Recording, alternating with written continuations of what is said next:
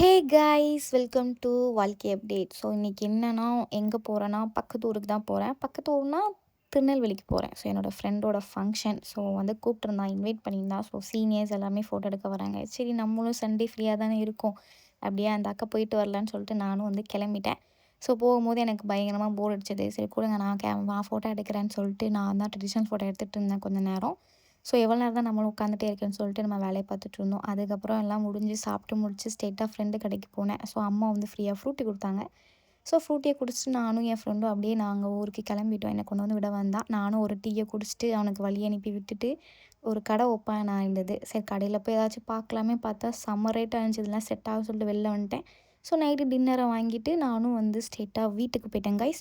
வீட்டுக்கு போகும்போது தான் ஒரு பெரிய அதிர்ச்சி, இன்ப அதிர்ச்சி எனக்கு காத்துட்டு இருந்துச்சு. ரொம்ப நாளாக ஷெட்டில் விளையாடணும்லாம் சொல்லிகிட்டே இருந்தேன். எனக்கு கம்பெனி இல்லாமல் சுற்றிட்டு இருந்தேன். இப்போ எனக்கு கம்பெனி வந்து கிடச்சிட்டாங்க. ஸோ இனிமேல் டெய்லி 1 மணி நேரம் வந்து உடம்பெல்லாம் அசைக்கிறதுக்கான சூழ்நிலைகள் வந்து விட்டுருது. ஓகே மக்களே, பாய்.